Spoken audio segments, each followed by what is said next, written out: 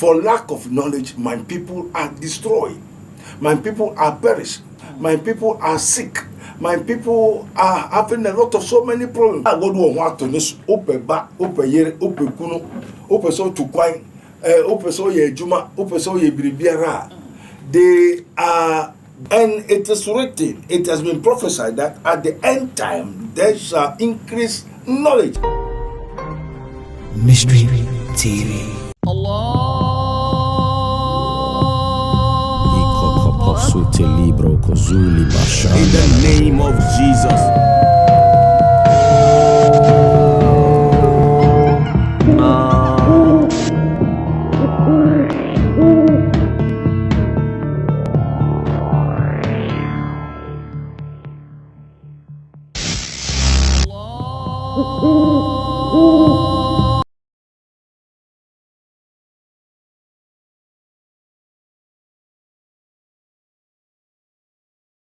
Abusiano mu akwaba ediba mystery TV so unim se mystery bre eso say dia na yetena sese ya eye nsemu a ehunta ye ebosunsumu eno na ya na ye babedomu esuko ni agimu enchichimu ama wonso wanya wonte ase amba ho se ne obobra na obesi abobra no ede afa enunti sabre mesre so befre obi no ache ne se mystery bre na aso a ye de mystery nkomo no eba abehye so kame ho na mefa aseda emma boafo se metena sese dia na Dr. Abednego Spiritual and Invisible Teaching Hospital or no ena asomas na mde sejumedi ebro doctor contact ena a good screen no asen betimi afre no na one no atwetwe enkomo e de afa sunsumu ha obi a ha wo ho sabre so metwa me ho akwaba na afi de enkomo no aba abehyehyɛ so.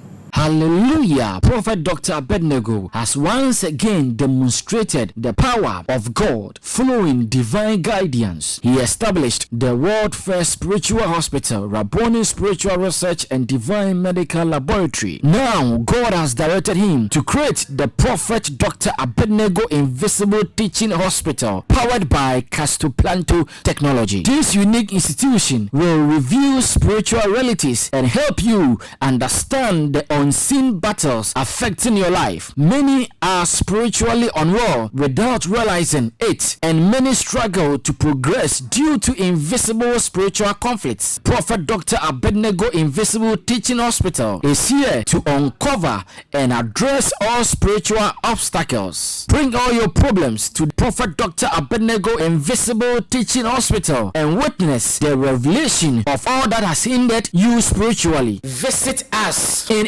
Nsawam Adwajiri, Oreku Liberty. For more information, please call us at 0208 599 576, 0208 599 576, or 0278 977 215, 0278 977 215, or email us at castoplantotechnologies@gmail.com. Prophet Dr. Abednego Invisible Teaching Hospital, unveiling spiritual hindrances and guiding you to divine freedom. Abusia me sign that was BM so when ya bracha me metwa me ho akwa ba de enkomo no eba be hyehyɛ so ma na me ka wo so be subscribe dem ma page we so mystery TV eya fa be on ka ho se ne be na upload bi aba unsa ebetimi aka menya doctor e wo me nche hanti bra ye nsenwe ye ko doctor ho ne ama doctor akwa aba na fe ye de enkomo no ahyehyɛ so doctor mpatcho mo akwa aba Yenua. Father, we thank you once more again in the name of our Lord Jesus Christ of Nazareth.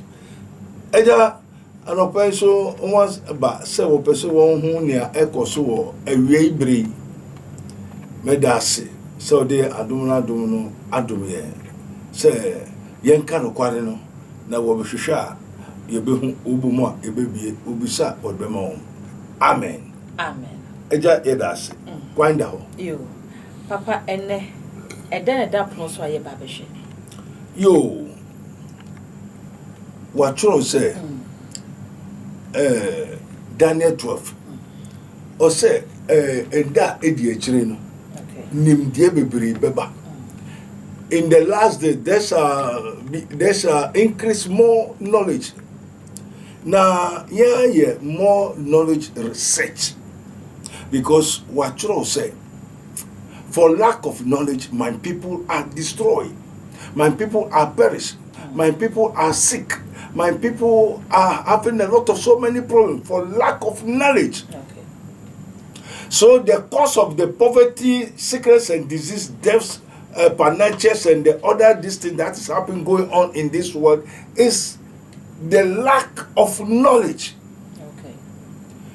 The knowledge in this, knowledge is knowledge, but we have the heavenly knowledge and the earthly knowledge.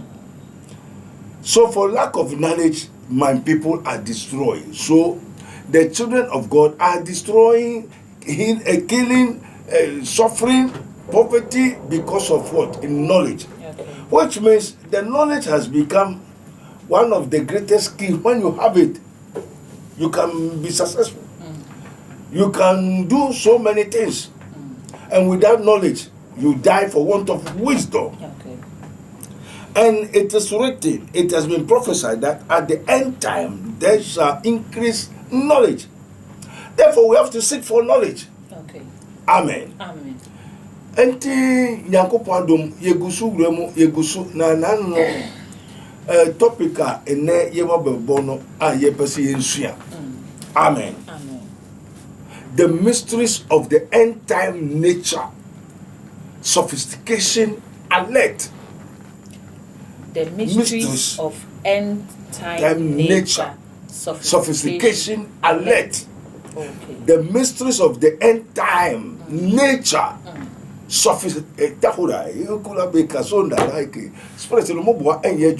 Lord will tell the truth. What you say? They don't want me to tell the truth. And now every time you see in chat rooms, now about no crenaba. So what you say? Because also you may know the truth, and the truth shall set you free. Okay. The mysteries of the end time sophistication alert. Say how do niama be beto who say niama air koso wiase no. Okay. Very dangerous. The mysteries of end time nature sophistication alerts no ewieye bremu no ensentreni bi anase niye bi ebedadi ewo ewieye bremu nya sa. Ayo na aba. Okay. Inti papa say o kan say ya asechre ne say. Mo. Eradi nyankopon yeda was. Holy Ghost. Ni etene say. Okay. Nipa bebre enim. Obi asore a okopeska, okopeduane. Ni obedi, ni obese, ni obeda eno asa. Na enye yebehwe no. Enyo nipa pe.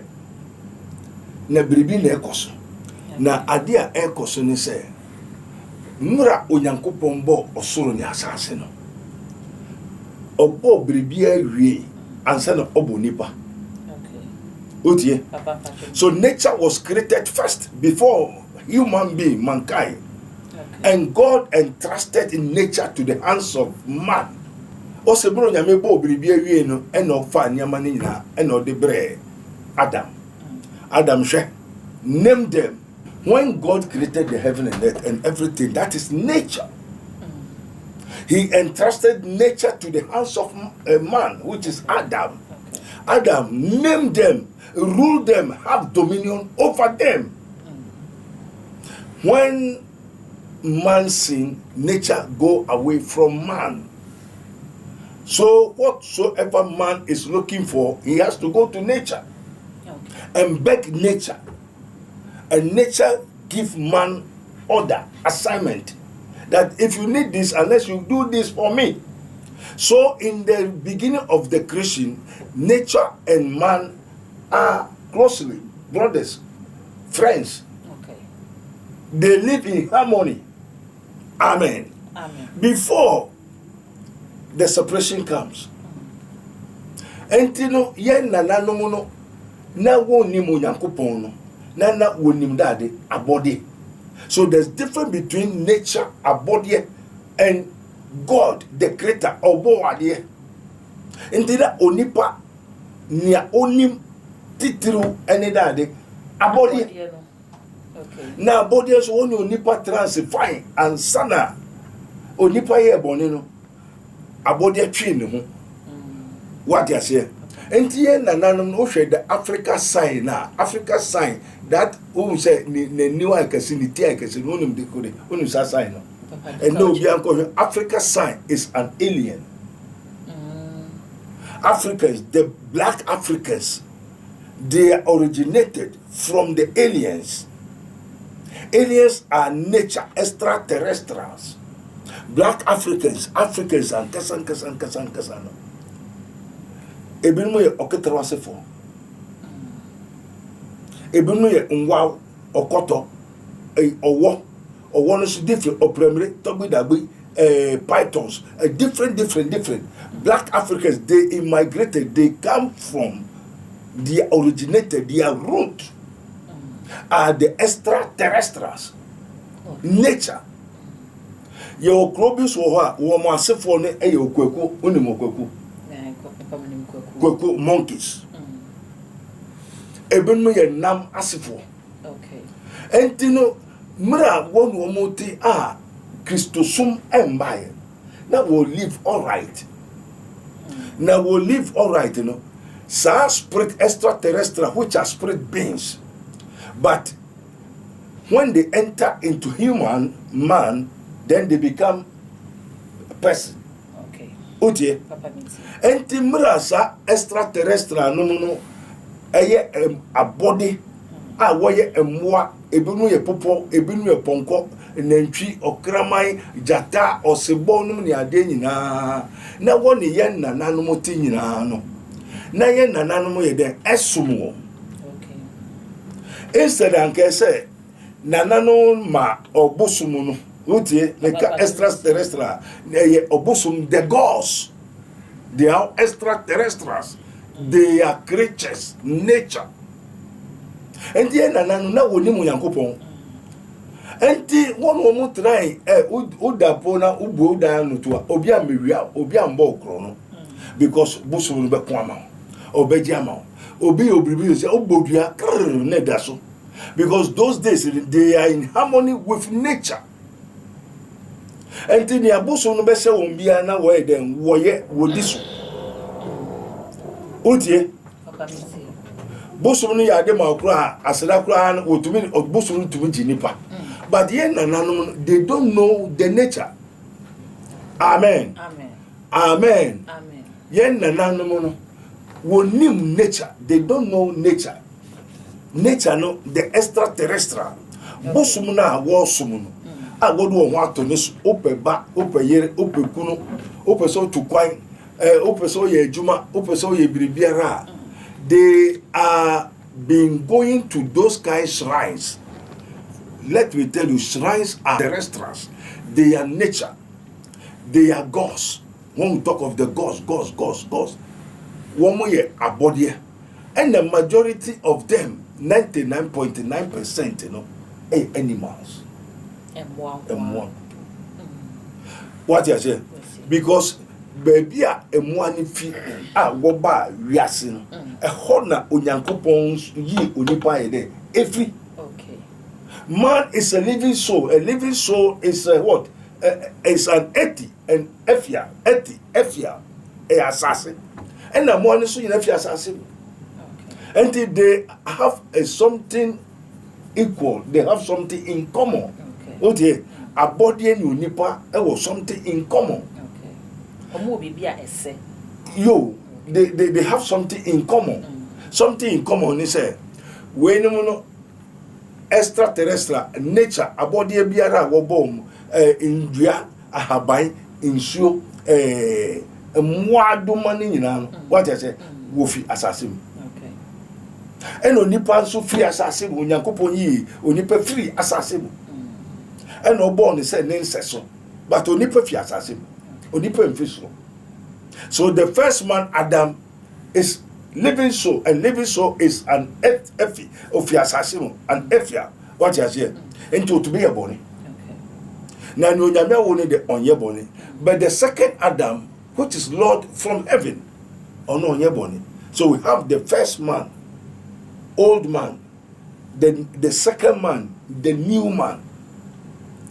Entino mra onipa eye body no onipa na onyame de sa body ni nyina ema. Control them, subdue them, have dominion over them.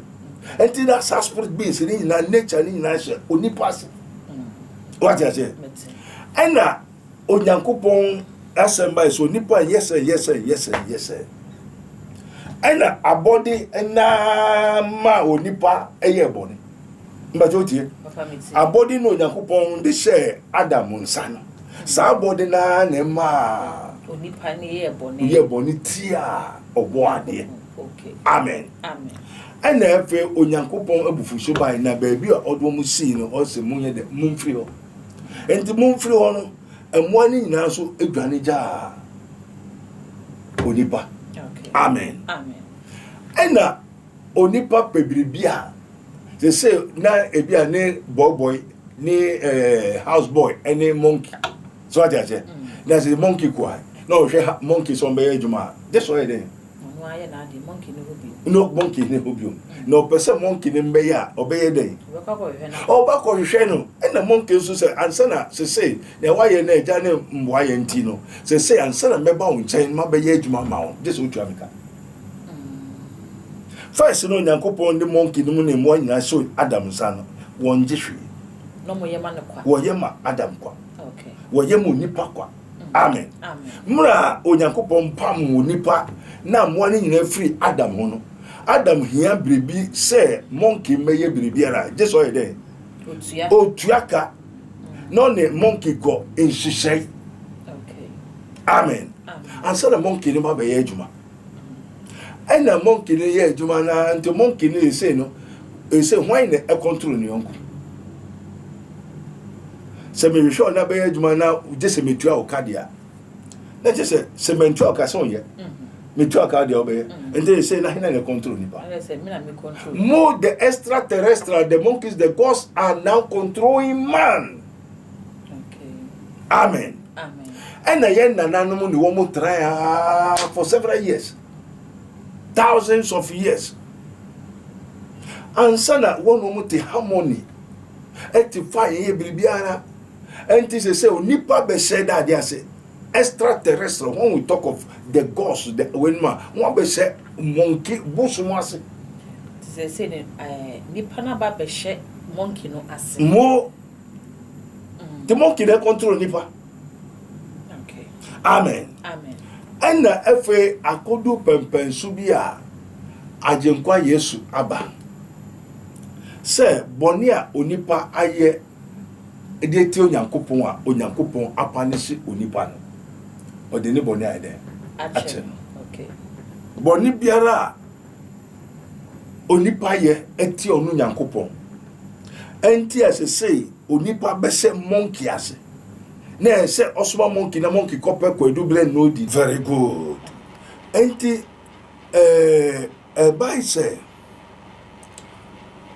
onyankopon obo ade no obeshemra obeshemra se wa obedi ni mra so no obeba ne nchen na wan di so dia obepa ni so amen enti onipa bre ena ose mra no so a ose ni onipa ntumi ayede endi so one enyanya me foforo nka me ho na je se onipa enyanya me foforo aka onyame ho ana onyanya me foforo na je se wonya asem no kan ogira asem bi so en se so onipa kosom abode en se so onipa hia bibi okwa abode ho ma to what you say enti mra onipa sum ekwa abode ho no eno nyame be se mra se enyanya me foforo nka me ho enti na je se onipa eno nyankopon no so na ye hu no nko ho na ye hu ne abode no na ode maye amen enti abode eno ne bosum no okay what you say ena bosum mebre wo so bosum so wo ni bosum ko amen eyi na mo be kire bosum a wo fie sofo no kura yusu amen me dey asem be si asem so asofo no bi kura yusu bosum ro de ye adwuma na ye nyame adwuma and that is what is going on now amen ento da me be se mra se nyanya me foforo nka me na onim se nkrofo be aye den nyanya me foforo aye den aka ono ne ho And onim says I didn't so a bear dear monipa, a man or the ban. Onim said bear dear monipa. Because near onipa nimuno and any daddy nebosum.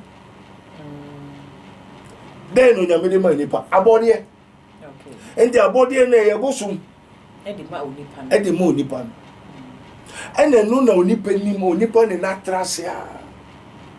And on Yankopo Amba says, so be a Yamefofro, or Bianco be so be a bribia and fibri or.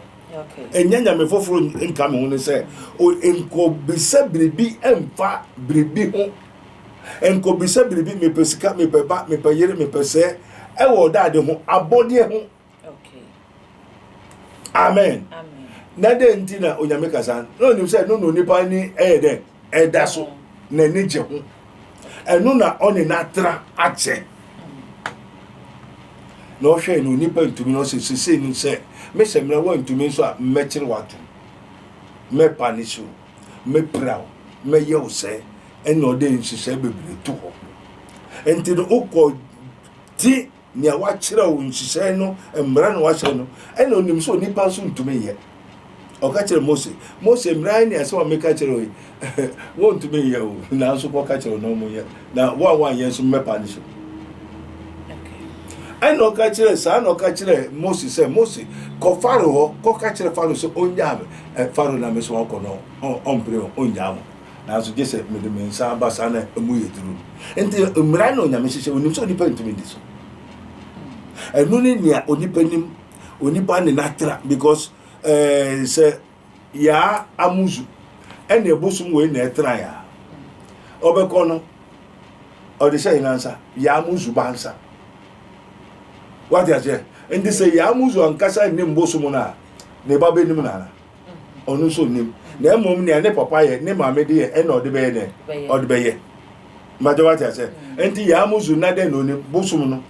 enonim enti den oja ma ne ba no bosum no enti ne ba no so den no benim bosum no benim enti no nwa mfa onyankopon amaye asase mbaje wa dia se bosum enti e nananu mu nyina no na bosum no the gods asa gods no so no oye aboa ben so ye den o denchem o kramai o mampam o wo ejiramoa jata wonim bosum ko a wosom onim adeban and Jesus say ye worship what ye know not and obia awesome bosum bia onim de kodia awesome ana efede everybody say me na moye me boni me de mo boni ade achem hey abosum no say me a me ne watra ne wona nanu mahwe na me ma ahwe so ahwe busa ne so a enne wo se wo kope bribi o friend ade Yesu obasu Yesu ni ahwe amen and Jesus Galatians 3:13-14 it is written Christ have delivered us from the curse of the law. Yesu Kristo ajiye fi emra nomenase. Eti nome ye that punishment. Curse is punishment. Okay. When we talk of curse is punishment. And these people, the gods are punishment. Abusum na yen na no mo esum yen no. Yo. Eno abeye asotwe. Eno ne asotwe we ka punishment ye ka curse no me a e asotwe. Okay. Enti the busum bebre wo ho a wo ma nware. Onya ba, onya kunu, onya kuru a onwo. Onya sikani. Onya ye. Eye insira. Daddy. Eno me. Te busum ye daddy. Bosum no me ye daddy. Na no me ni ye den. Abosum. Na abosum ye den. What can you say? No me. Yo, no me ye daddy. Punishment. Punishment. Okay. We want to teach the whole world. When we talk of Christ have delivered us from the curse of the law. Curse of the law. There's difference between the curse of the law, yewomra, and yewodade curse, asutri punishment. Curse of the law, otumrana yen curse, yen dume, a punishment. Na punishment in ayobi, ofie busum a punishment. Because that is the world without end. Is preaching the mysteries of the kingdom of God to the children of God. Okay. But Papa miti. Onyamine ya anybody. Wa shanemra. Na kamra ne de say by say ye hunto yen. And was a mrana abana ye hunto ebom na akofo hawabre yada. Ndebi. Enti Yesu abeyefi emra nominasi. Okay. Christ have delivered us from the curse of the law. Emra nominasi. What I said? That the blessings of Abraham might come upon the Gentiles through Jesus Christ, that we may receive the promise of the Spirit through faith. Entin emranunia utumrana wadiadine yede ebo team what was punishment. Amen. Amen. Ena yesu ni ayenimu ne ene sa bosum na yeninam na yenkwa yenim sa yedade. Eye nome. Na nome yedade. Asotwe. Enti obi a osum bosum ya osum dade. Asotwe. Eyi na mepese wo hu so nyame afrewa. O se ni okuto nyame asem no. Onka na asem. Na nya owo ni dai so enka ni dai so. But what I say, was say nimdie bedoso. Ena mahwehwe. Ena megusu hu. Ena me pese me nuanu mo onyame ba no so mo so mo hu. Sa o ma me sombo so mo som dade. Osuma sotwe. Enti no unso o ma me suma sotwe a. Na o ma me ni wa den no de ja. O de asotwe na na ja. Aha, enti no awo to aso no den yesum. Ni na be suma sotwe. To ma me ja bosuma. O we ja dade. Ohaw. O papa ja o bosuma o ja dade. Ohaw. Amen. Amen. And as I say, no, the extraterrestrial that cases, they call them in according to Rabboni Spiritual Research and Divine Medical Laboratory. Yako who say these cases, sa busum no, sa God's nature, onipa sumuno. Amen. Amen. They are what person, asutri, obi no oyabua. Na mribia no Yesu kasa abebum say in the end time last days there shall arise false Christ the ulaba, and the false Christ will go with false prophets. Okay. Amen. Na say false Christ ne aboa a beast. False Christ ne aboa beast. Na say beast no na afrewa then obema beast. So every false prophet is using a beast. That is extraterrestrial gods to do the works of the Lord. Okay. Amen. Amen. And to be awesome bosom, and also for all they that the bosom a juma, they are all the same. Oko bosom no wako de ho. Oko mrano no menase. Mrano menase, ti mrano me ye dade. Asutri. Oko bosom for hope wako hina asutri emra nominance the curse of the Lord. And also for so esa bosom no afren dia then na bosom no be man. Ono so be man asutri. Obe man asutri eye the gods ni bia. Okay. And to ko false prophets wako hina asutri. Oko bosom for wako da de ho asutri obia obekọ ba bia bompa na hwe. Now by then who say bosom for nko na mo be ko so fufi na by then who say bosom na so nko na wo fie e be ofie o o mpe no so pe Kristo enti ko asore dem na be ko na e bia na e wa so dem kra so se ofie bosom e bia na ofie bosom na dabo. Amen. Amen. Hallelujah. Amen. E bia be ko asore dem kra no won de ne de e dade bia na jata ni ka na wo mo.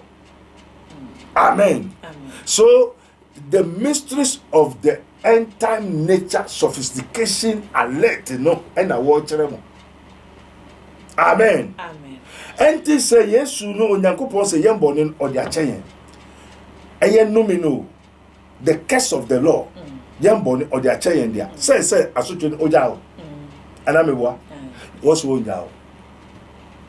Jesus said, it is written, our sins are forgiven. But they said no. Papa, besi den na Yesu ababeji yen ediefim na wo se no mini jaye no beka se onya wo. Yes, because na hinansa na Moshe first.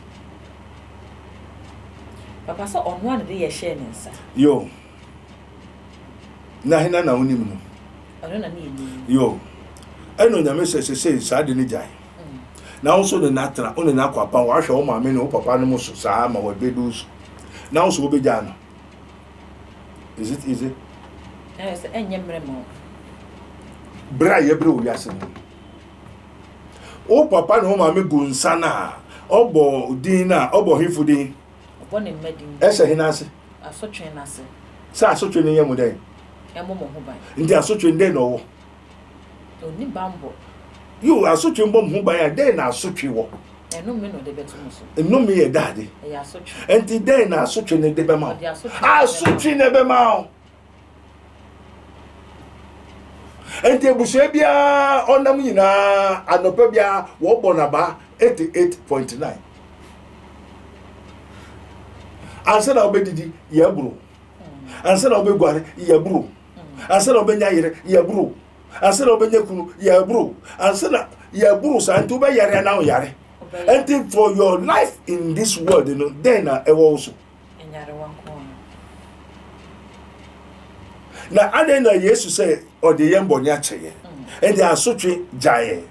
Now, the young boniache, I didn't hear. I didn't hear that sobre. I didn't need because I such a now.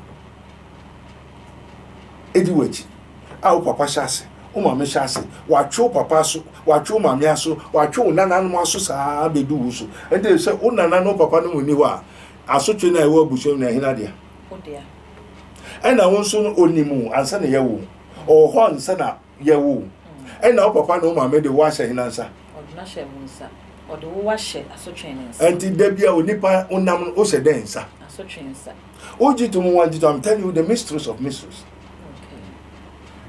And Sasuchin, they were termed in our spiritual languages. We call them extraterrestrials. Okay. And these extraterrestrials, you know, ebia now they ni opete.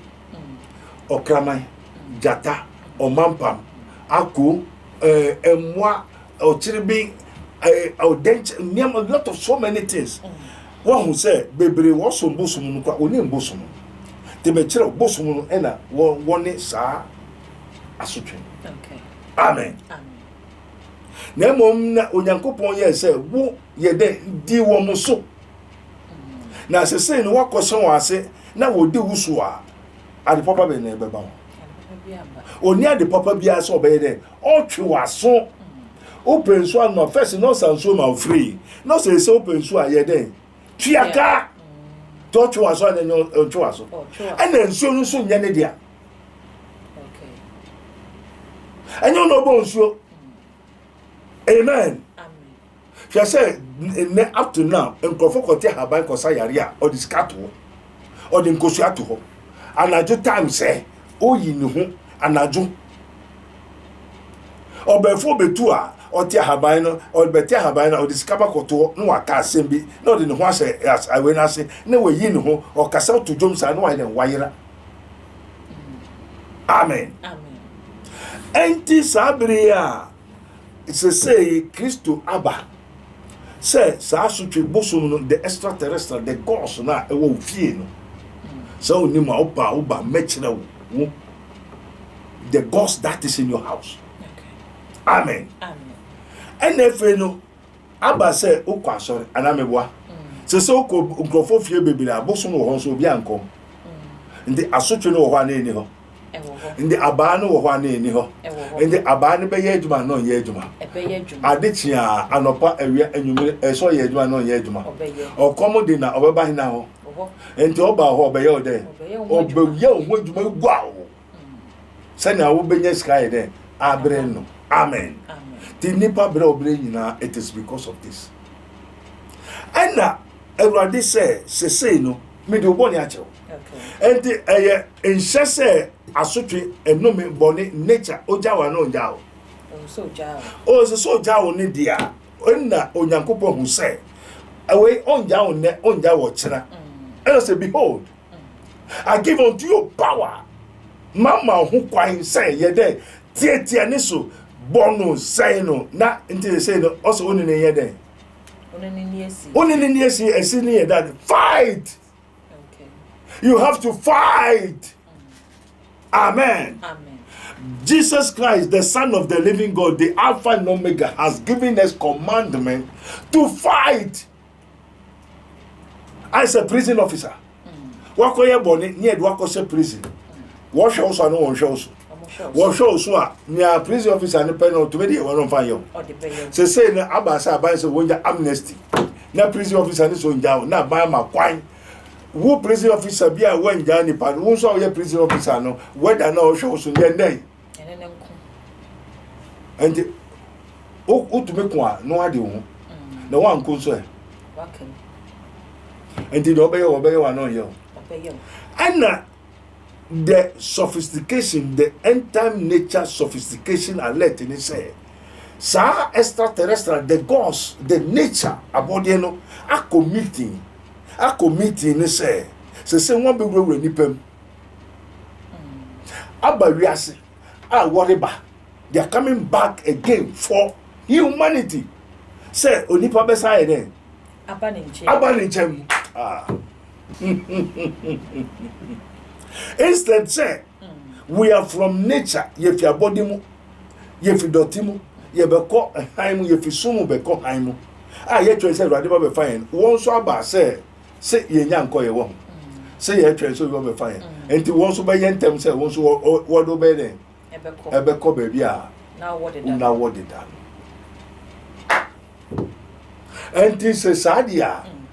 One kasa be wura nipem.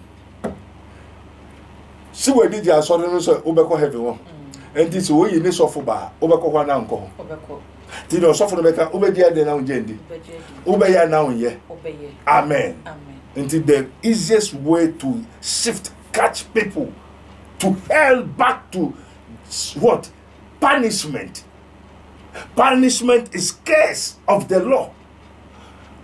Punishment is from the earth, not from heaven. Curse is from the earth. And to was send the work over a sumunum or wonumu. And when you one more as soft for almost this for almost cremo for almost ministers, one more presidents, almost yama engineers, Bribiara, sa weno, Utie, won the curse of the law, no? A year, end time weno. They are going to sow and get means to what? Bring back man to his own destiny or his root. Okay. Amen. A yin person who said you have to be wise. Ma when you there and that over good things you know, I hear some home use. Over cockremono, I hear so home use. Over course of what you have beside or so for. Amen. And say remember one day wo asemo ba no me ka asemo si asemo so ni asemo na akofa ba ni nyina na anu ye ko meti me na aboso mu hiem na mo ni so aboso mu hiem yo God stand in the congregation of the gods, he judge among the mighty. Me na aboso mu hiem no onyankopon ko. Amen. Until the extraterrestrials na won hiem na onyame adedi akere. What you say? Psalm 82. Eya bosom nhiem eno nyame ko ho. Abefo nhiem onyame tumi ko ho. Tumi bia ha yemi onyame tumi ko ho. Enti yenso motie hiem a yetumi ko ho. Obefo nhiem a yetumi ko ho. Na ne hu ni se abesi asemuso. Krofo bi na fi aburu kire bai. Also for me yare o mmejuma meti mekon me se na mo nko asori ye ko asori. The most renowned evangelists, prophets, pastors, teachers in the world. And we are sorry for the whole world. Amen. Amen. Papa, Nasimusu and pay for. First one, Yabashan, Nejuma, a saying, nay, daddy, ne sofo, and in the year. Okwano, Okwa, Nebesi Ubehu, if you say what train, and a yenim, and a Mikuta. They that know their God do exploit. And to Mikuta, and to call, to say an open them call. Okodo Abrucho, or tell yes, or that one who say, now Southern Babco convention. And the National Cofa boss be see. And a boss, no. If you don't say, O Jebia a ball, nature boss in Husia. Not just a extra boss in Husia. Now, Wakujra can anymore. Now, a convention for Nico. Driver. Wababe too quiet. One more boss and I ready. Abe see her, as I saw Dinano.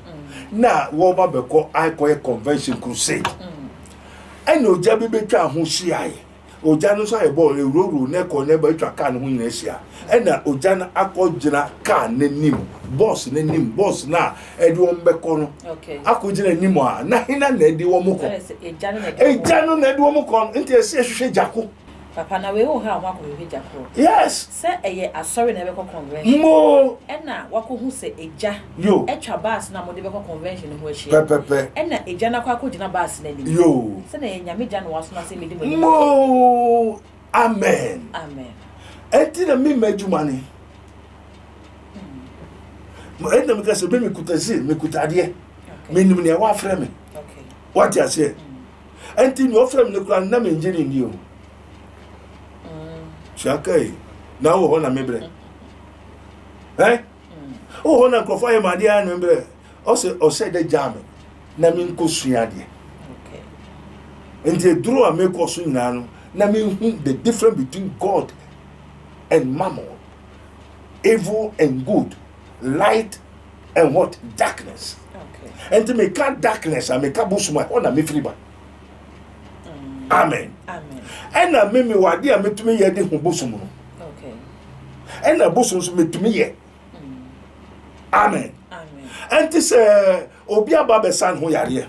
Near share ni yiri ni sofu and then man who turn Nejuma e basa, Nibi basa. Now call only time and guess on 21 days also need time. And you call Sampa me will be there. And the name so send me to Bao. Okay. Nami be chere wo nia e koso. Amen. Amen. And I meso beso ma microphone. And on ko chere no nia e koso asore no. To me a ehwa asore no so. Osofu no honhom ko a odi ye adwuma. Okay. Say extraterrestrial, say numio, say punishment, say oboadi, say abodi, ubehu. And this is when who jadia. Say some men to call you jack. Eh? Okay. And then you call Shane, the spirit of Molech. And yours through Janibia. And to say, be very wise. Ma winning that one. You call Shane. Also for the international evangelists all over the world, or Ghana, London, he found one song we are seeing now. And then Crawford, watch an idea, Sika de Bois Asafono. Now, when they say, oh, the Bois Yamajuma, not the Mahina, punishment, or the curse of the law. Because that spirit, fire, and enemy. Yabashano, and yet the white light of Christ. It's not the Holy Ghost.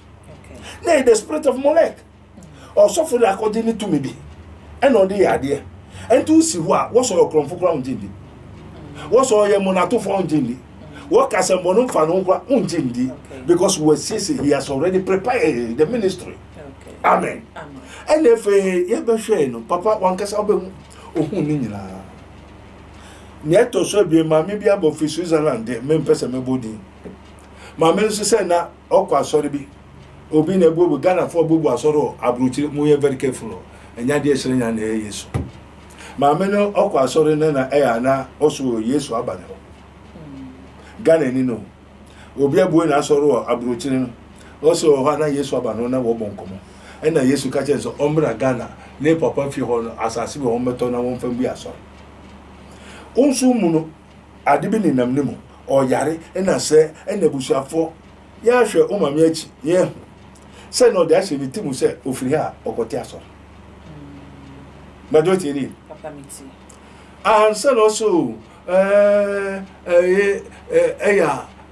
some ne ham yo da ho papa be ne be bon komo papa ne hina yesu ba wo yesu ba ho wa bra bo ni wo juma wo yesu ba ho ena ye to bre na yesu ba ho a o be dey wo prophet Abednego then na yesu ka kire fa me ho Eradi,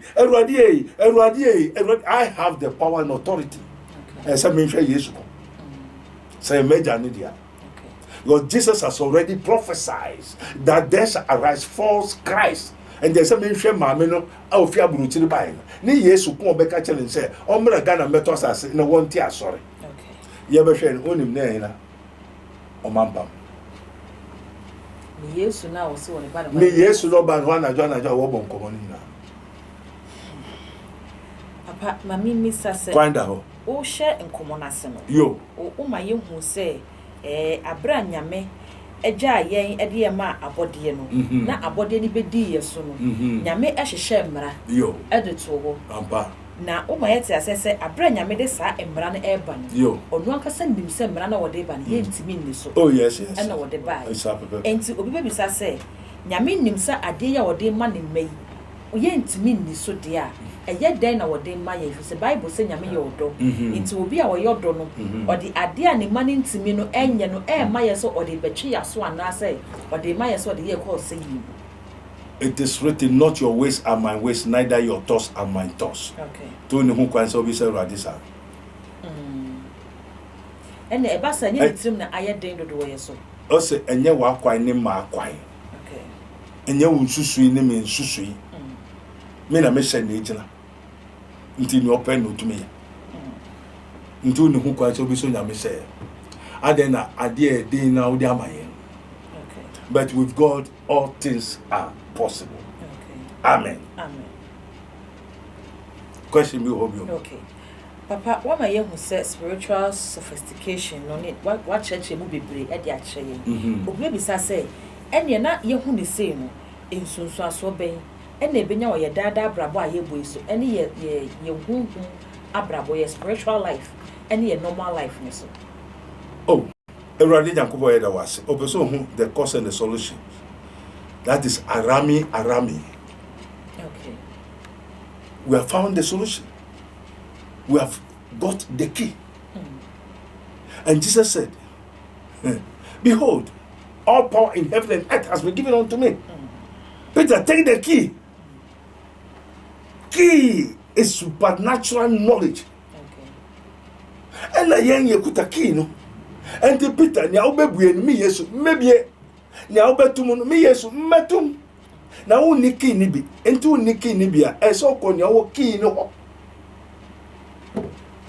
And so one train so what the daddy befa no one can say you're good.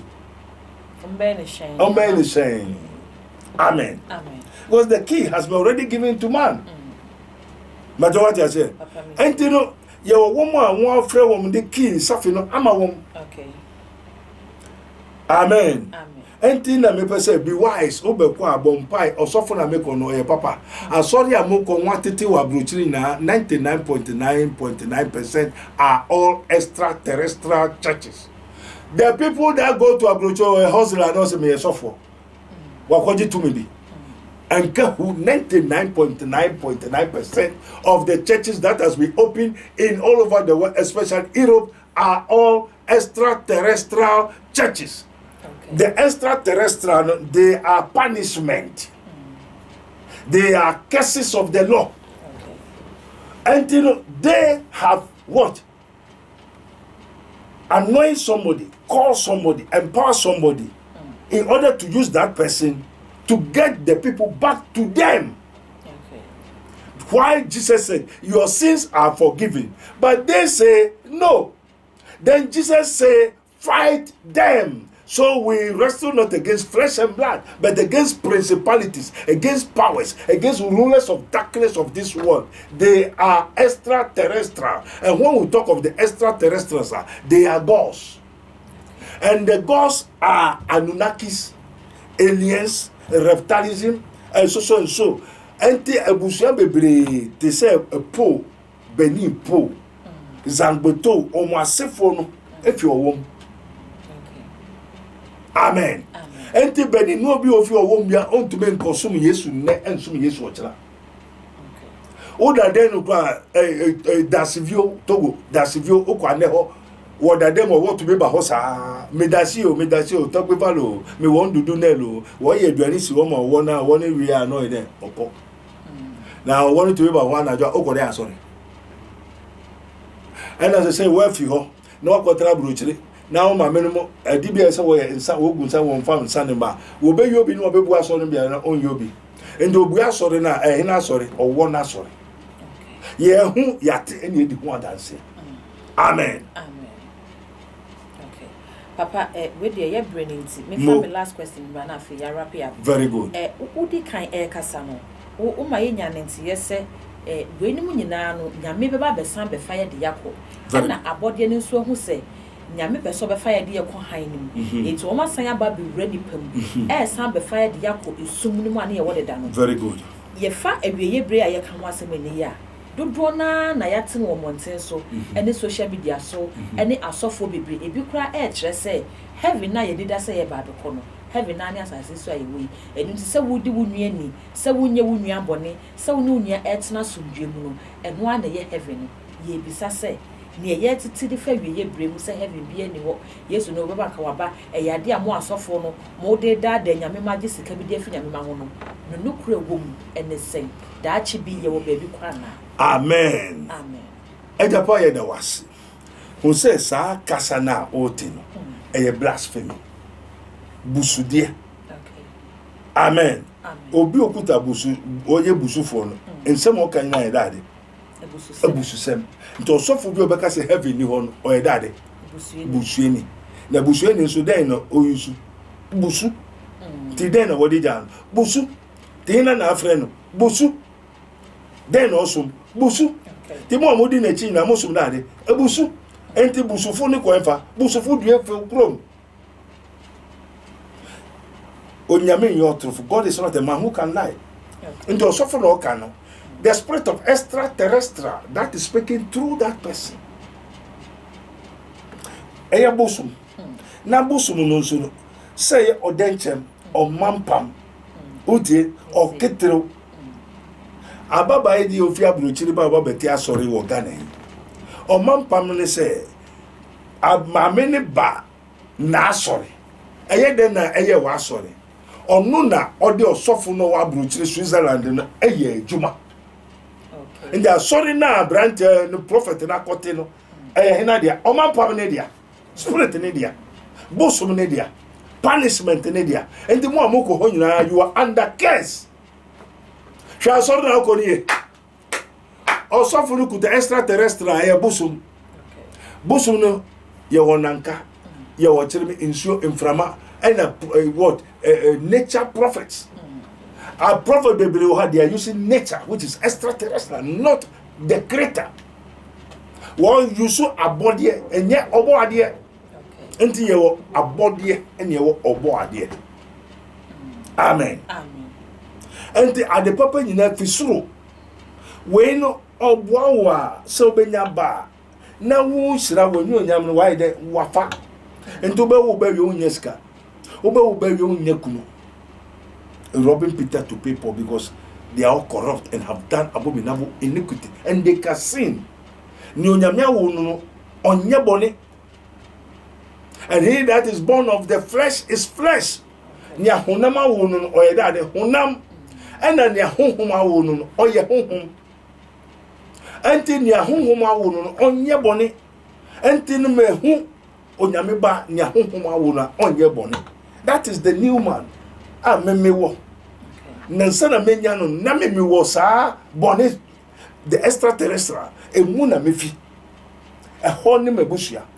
That is the root of all mankind. So one man have sinned and all have sinned. And one man righteous, all is righteous. But unless you seek for the righteousness, unless you work out for your own salvation, and you know, me say sorry, I suffer about Obia Mechaninia Mekua offering. And one me cancel Mama Kwai, this is his minister of Christ and the dispenser of the mysteries of the kingdom of God, Prophet Dr. Abednego of the kingdom of God ministry. Mama Kwai, go and pray. Go and ask God. Yeah. Who is this prophet or Kasakasakran or Yahina? Amen. Amen. May say 99.9% of the religions of this world are controlled by devils, extraterrestrial spirits, powers of nature.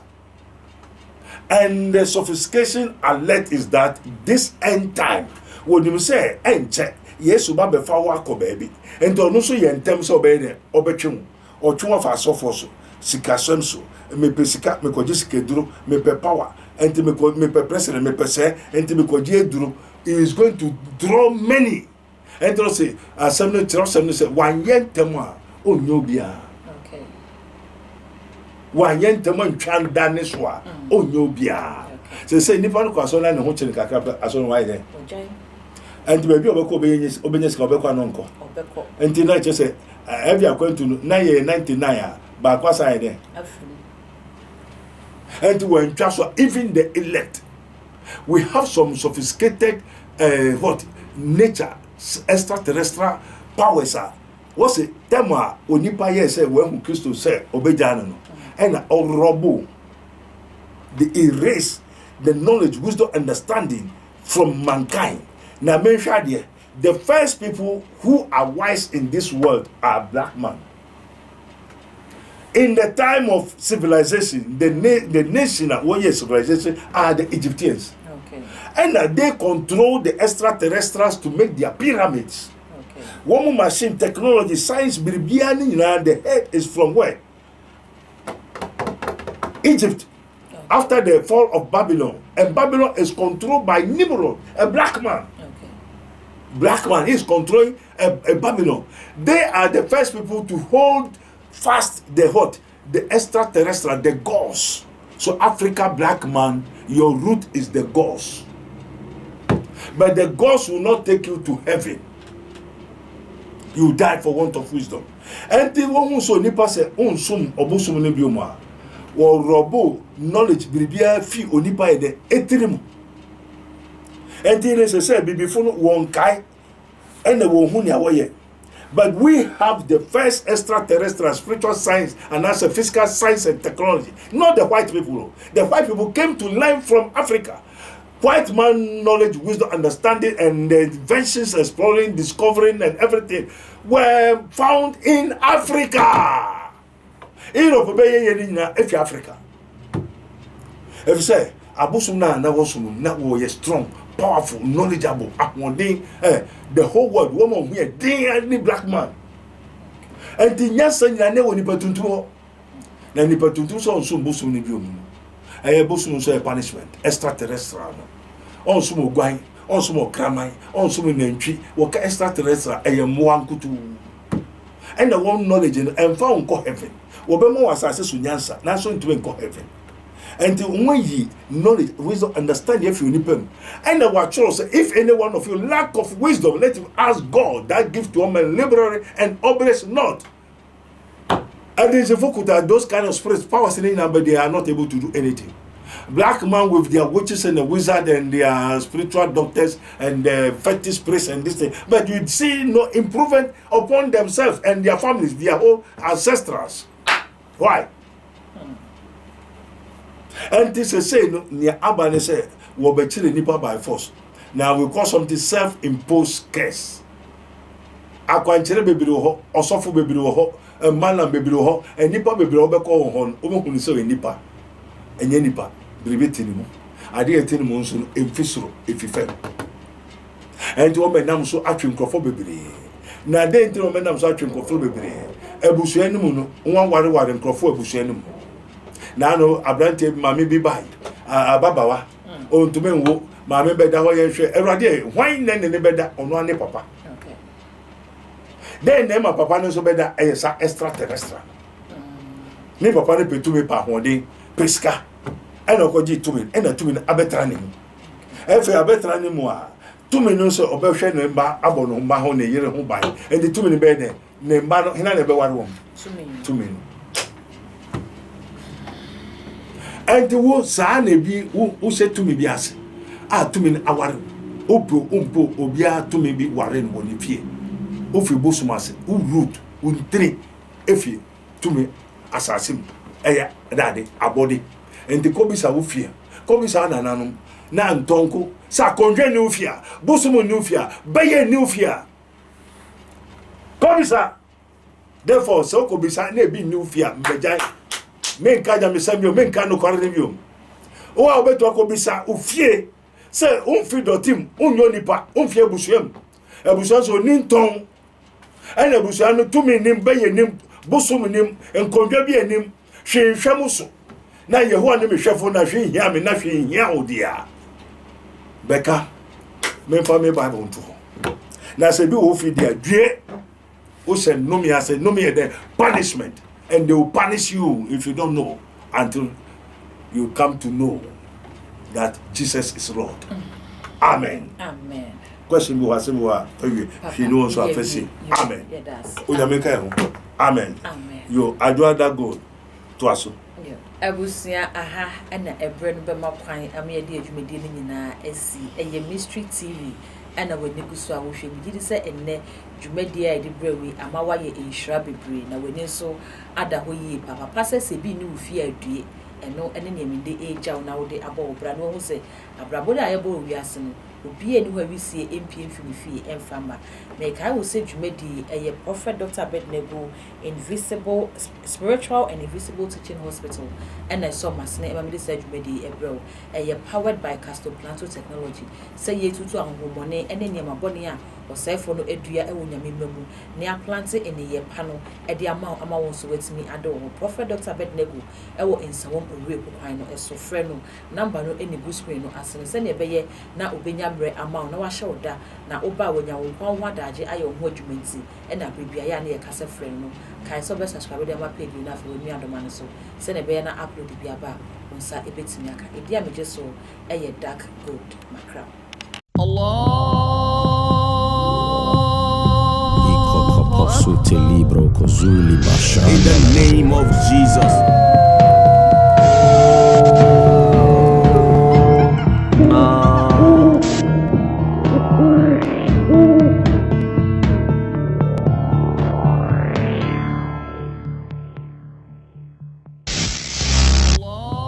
Allah